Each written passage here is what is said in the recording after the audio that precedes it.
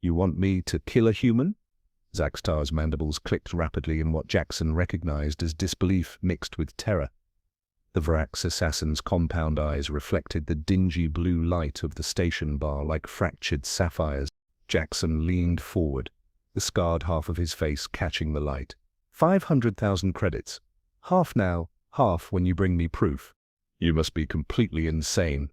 The assassin's chitin-plated hand curled around his drink so tightly that Jackson heard the faint cracking of the glass. Or perhaps you just don't know. Don't know what? Jackson slid the credit chip across the sticky table. The holographic verification symbol pulsed gently in the dim light. I'm not asking you to take down a Mr. Baxian hive queen. It's one human, one particularly annoying human who deserves everything coming to him. The bar around them hummed with the white noise of a dozen different species communicating in their native tongues. The Galactic Outpost Station 4071 wasn't exactly high class, with its corroded metal walls and perpetual smell of recycled air and alien fermentation, but it served Jackson's purpose: private, discreet. The perfect place to hire someone to kill Malcolm Wright, the man who had murdered Jackson's family in a corporate accident and walked away with a promotion. Ziktar pushed the credit chip back toward Jackson with one delicate claw. I don't have a death wish.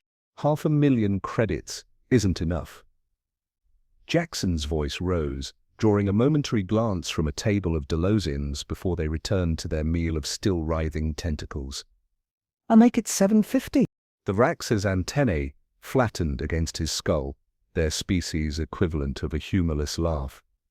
You could offer me all the wealth in the Andromeda Galaxy, and my answer would be the same. We don't kill humans. What do you mean?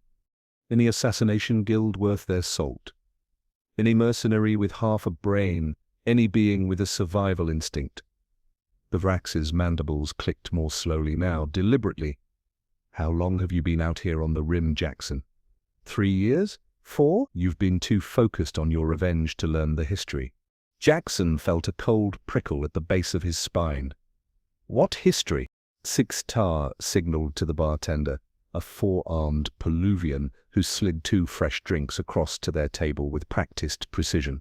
The HFY War, the assassin said, voice dropping so low that Jackson had to lean in to hear him. 60 cycles ago, the greatest empire the galaxy had ever seen, brought to its knees by a species that had barely learned to leave its own atmosphere. Humans, Jackson said. Not a question. Humans? Ziktar confirmed. The HFY had conquered over 300 systems. Their technology was centuries beyond what humanity possessed. Their military strategy was taught in war colleges across 12 galaxies. The assassin paused to take a long pull from his drink, a viscous purple liquid that smelled faintly of ammonia. Jackson prompted.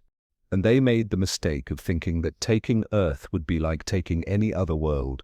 Ziktar's compound eyes seemed to cloud with memory. I was young then, only on my second malt, but I remember the broadcasts. The HFY expected the usual pattern: swift invasion, token resistance, subjugation. Instead, the assassin's voice trailed off, and for a moment, Jackson thought he glimpsed something like awe in those alien fitties. Instead what? Jackson pressed, his revenge momentarily forgotten. Ziktar leaned in close, his mandibles nearly brushing Jackson's ear. Instead, the humans taught the entire galaxy what insanity truly is, and why it's the most terrifying weapon in the universe. A sudden commotion at the bar entrance caught their attention. 3 station security officers in powered armor had entered, their neural scanners actively sweeping the room. Looking for you, the Vrax asked quietly. Jackson nodded, his hand instinctively moving toward the neural disruptor hidden in his jacket. I thought so. Ziktar sighed. There's a maintenance passage behind the bar's storage room. It'll take you to level 7, section C. I suggest you use it. Why are you helping me? The Vrax stood, his chitinous exoskeleton catching the light. Because you need to hear the rest of the story before you get yourself and possibly your entire species killed. Meet me at Docking Bay 16 in 3 hours. I'll be waiting on my ship. As the security officers began methodically scanning each patron, Jackson slipped away toward the back of the bar, his mind racing with questions. What could possibly make an entire guild of professional killers refuse a contract? What had humanity done to earn such fearful respect? And most disturbingly of all, what did Zykstar know that he didn't about his own species? The Vax's ship smelled of ozone and something sweetly medicinal. Jackson sat uncomfortably on what passed for a chair, essentially a curved chitinous platform, while Zykstar manipulated holographic controls with his 4 upper appendages. "Security feeds are looped," the assassin said finally. "No one knows you're here." "Thanks." Jackson shifted awkwardly. "Now tell me what the hell is going on. What do humans have to do with the Keldari?" Zykstar's compound eyes dimmed slightly, what Jackson had come to recognize as their equivalent of a somber expression. "The Keldari Empire was the greatest power the galaxy had ever known," the assassin began. 300 systems, 12 sentient species under their rule. Their technological superiority was unquestioned. Gravitational manipulation, partial stellar engineering, biological warfare that could target specific genetic markers. The Vax moved to a storage compartment and retrieved a small metal cube. When activated, it projected a 3-dimensional map of the galaxy, with a large section highlighted in crimson. This was the Keldari Empire at its height, 60 cycles ago. Then this, Zykstar zoomed in on a tiny, unremarkable star system with 8 planets, is where everything changed. Solar system, Earth. Jackson leaned forward. What did they want with Earth? Resources? Territory. The same thing they wanted from every conquest: submission, labor, and genetic diversity to enhance their bioweapons program. The Keldari had perfected a pattern: swift invasion, calculated slaughter of leadership, and then generations of servitude. Zykstar's mandibles clicked rhythmically. The invasion of Earth followed their standard protocol. They disabled your primitive communications networks, established bridgeheads on each continent, and began systematic elimination of military resistance. "We didn't stand a chance," Jackson said, a statement, not a question. That's what everyone thought, including the humans themselves. At first, the Keldari expected full planetary surrender within 1 standard week. It took 3 months, and even then, it was unusual. The hologram shifted to display archival footage from the conflict. Jackson watched in horror as alien ships descended on major Earth cities. The primitive human defenses, fighter jets, tanks, missiles, might as well have been stone spears against energy shields and gravitational weapons. The Keldari believed the resistance was broken when the last organized military fell. They established planetary governance centers, divided the population into labor castes, and began resource extraction. Zykstar's voice had taken on a strange cadence, almost reverent. Standard procedure, or so they thought. What happened? Nothing. For 2 full Earth years, nothing. Humans worked. Humans obeyed. Humans built infrastructure for their conquerors. The Keldari considered Earth secured and moved their main fleet to the next target systems. The assassin's compound eyes flickered with what might have been respect, but below the surface, something unprecedented was happening. The humans were learning, adapting, and preparing. The hologram shifted again, showing underground facilities where humans worked with stolen Keldari technology, reverse engineering weapons, and communication systems. The resistance never stopped, it just went silent. While appearing submissive, humans were creating shadow governments, manufacturing weapons, and most impressively, developing countermeasures to Keldari technology. Zykstar manipulated the controls, and the hologram zoomed out to a strategic view of nearby star systems. The Keldari had brought approximately 6,000 humans off-world to work in various facilities. These became their most crucial mistake. These scattered humans established a covert communication network and began coordinating the most extensive rebellion the galaxy had ever witnessed.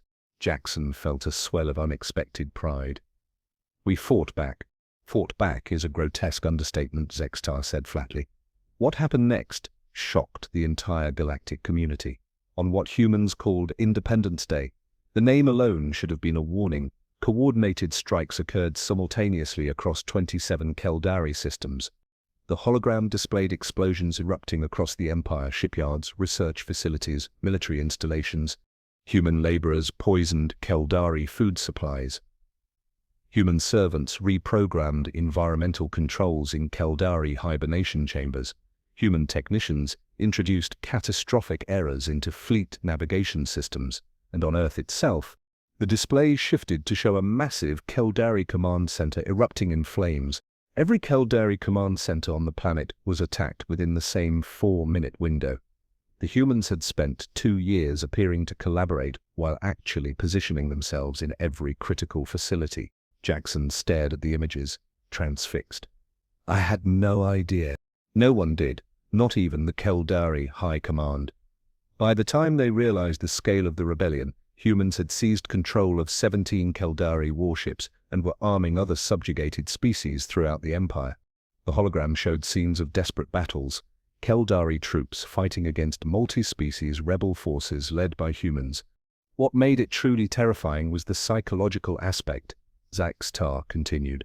Humans employed concepts that bewildered the Caldari: guerrilla warfare, scorched earth tactics, suicide missions. They calculated that acceptable losses could be as high as 70% if strategic objectives were achieved.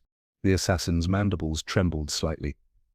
The Caldari couldn't comprehend such thinking. Their entire military doctrine was based on overwhelming force and minimizing their own casualties. Humans embraced chaos, turned disadvantages into strengths, and were willing to sacrifice themselves in ways that seemed irrational. Desperate times, Jackson murmured. Not just desperation. There was something else that Galaxy had never encountered before. Humans call it spite. Zaxtar's compound eyes fixed on Jackson. When a Caldari commander destroyed a human city to make an example, 3 Caldari worlds suffered retaliatory strikes that rendered them uninhabitable. The message was clear: we may lose, but you will suffer more than we will. The hologram shifted again, showing the conflict spreading across the Empire like a virus. The Caldari threw everything they had at stopping the human contagion. They deployed biological weapons designed to target human DNA. But the humans had already secured Caldari bio-research facilities and developed countermeasures. They tried to isolate affected systems by destroying jump gates, but humans had already infiltrated their navigation networks. Jackson watched as the once mighty Crimson Empire in the hologram shrank, system by system. 5 years after Independence Day, the humans reached the Caldari homeworld. Zaxtar's voice had dropped to nearly a whisper. The Caldari expected annihilation. The same brutality they had shown to countless species. They expected their cities to burn, their populations to be enslaved or exterminated. The hologram showed a massive human-led fleet surrounding the Caldari homeworld. And then, the humans did something that fundamentally altered galactic politics forever. The assassin paused, his mandibles clicking softly. They offered terms. Terms, Jackson echoed, confused. Surrender, reparations, criminal tribunals for war architects, but no genocide, no planetary destruction, no enslavement. Zixtar's eyes dimmed again. The galaxy watched in shock as humans extended concepts they called human rights to the very species that had tried to exterminate them. Jackson sat back, struggling to process what he was hearing. And this is why no assassin will take a contract on a human. You still don't understand. Zixtar's voice had an edge of frustration now.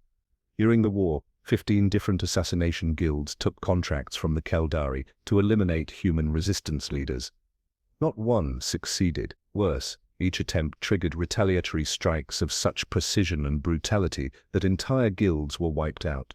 The hologram displayed images of destroyed assassin guild headquarters across the galaxy. You see, Jackson. Zixtar leaned forward, mandibles almost touching Jackson's face. It's not just that humans defeated the greatest empire the galaxy had ever known. It's not just their capacity for violence, it's their method of response. Kill one human, and their entire species becomes a weapon aimed at you. There is no proportional response in human thinking. There is only escalation until the threat is extinguished. The assassin shut down the hologram, plunging the chamber into relative darkness. So no, I won't kill a human for you. No one will. Because we've all seen what happens when humans are pushed too far. Zixtar's compound eyes gleamed in the dim light. The question now, Jackson, is what are you going to do with this knowledge? Because the human you're targeting, this Malcolm Wright, he's not alone, and if you move against him... A proximity alarm suddenly blared through the ship, cutting off Zixtar's warning. The assassin rushed to the control panel, his movements jerky with alarm. Impossible, he whispered. How did they find us? On the view screen, Jackson could see 3 sleek black ships surrounding the docking bay, their weapons ports open and glowing with energy. "Who are they?" Jackson demanded, reaching for his neural disruptor.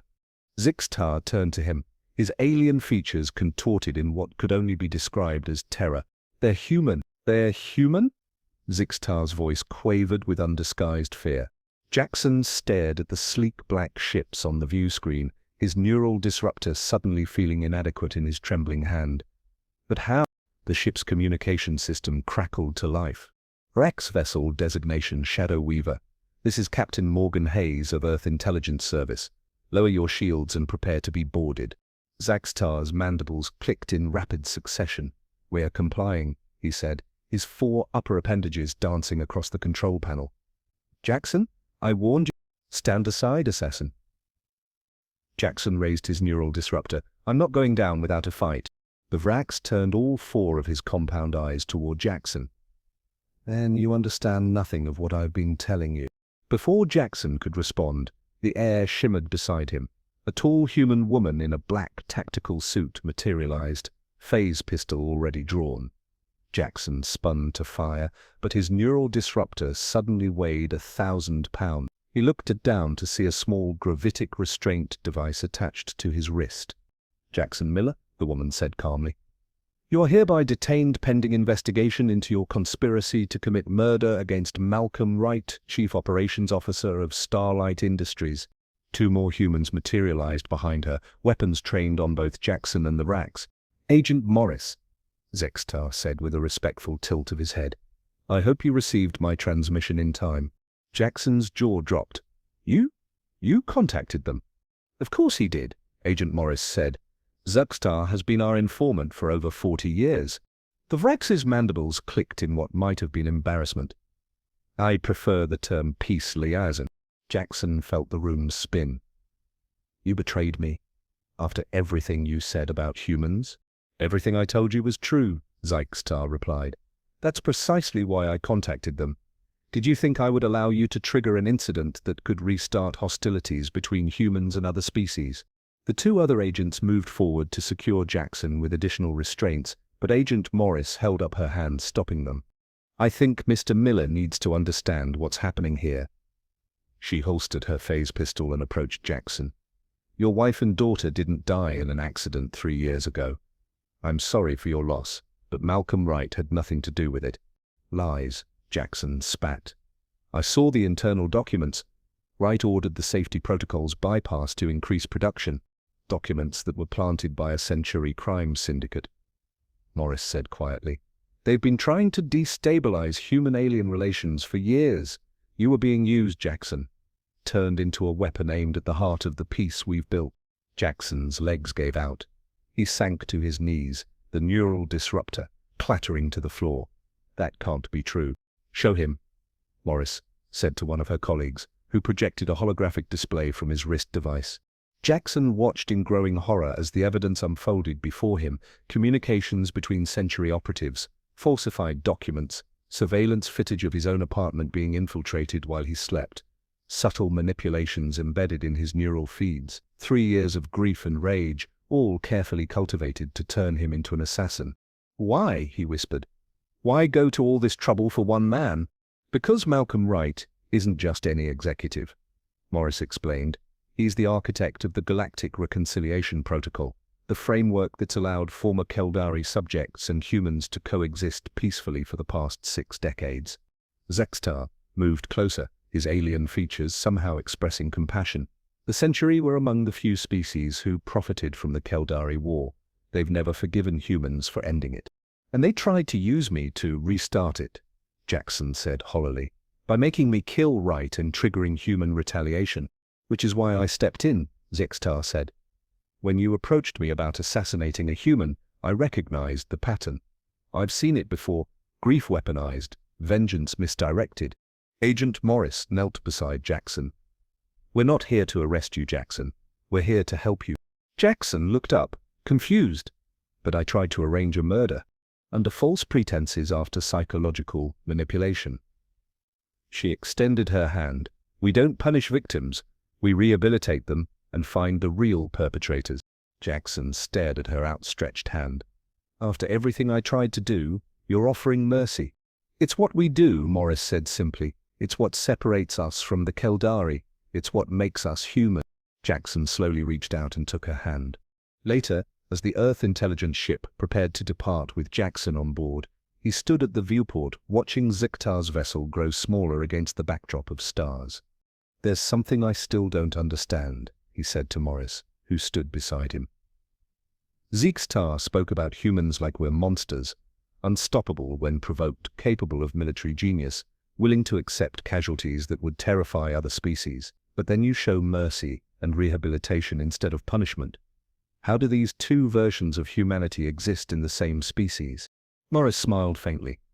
That's precisely what makes humans so terrifying to the rest of the galaxy. We contain multitudes. We're capable of both unimaginable violence and extraordinary compassion, often in the same individual. Is that why Zextar helped me? Out of fear? No, Morris said. He helped you because 60 years ago, during the final days of the Keldari War, a human soldier named David Miller spared a young Vrax whose parents had been conscripted by the Keldari. Jackson's eyes widened. David Miller. That was my grandfather's name. I know. Morris handed him a small data crystal. Your grandfather didn't just spare Zexar's life, he adopted him into his military unit, taught him about human culture, and eventually testified at the Galactic Tribunal to ensure Vrax refugees received fair treatment. Jackson stared at the crystal, which glowed softly with stored memories. My grandfather never talked about the war. Most humans who lived through it didn't, Morris said. They were too busy building something better than what came before. As Jackson absorbed this revelation, he gazed out at the stars, seeing them with new eyes. We could have destroyed them all, couldn't we? He asked quietly. After we won, we could have become the new Keldari. We could have, Morris acknowledged. Many argued for it, but your grandfather was among those who insisted there had to be a better way. Jackson closed his fingers around the data crystal, feeling its warmth against his palm. So the true victory wasn't defeating the Keldari. No, Morris said. The true victory was not becoming them. As the ship engaged its FTL drive and the stars blurred into streaks of light, Jackson understood at last what Zextar had been trying to tell him. The most terrifying thing about humans wasn't their capacity for violence when pushed too far, it was their capacity to pull back from the brink when no other species would have shown restraint. In that moment, Jackson finally grasped why the galaxy feared humans enough to refuse contracts against them. Not because humans couldn't be killed, but because humanity had done something far more dangerous than conquest. They had chosen mercy when vengeance was within their grasp, and in doing so, had demonstrated a power far greater than any weapon could achieve.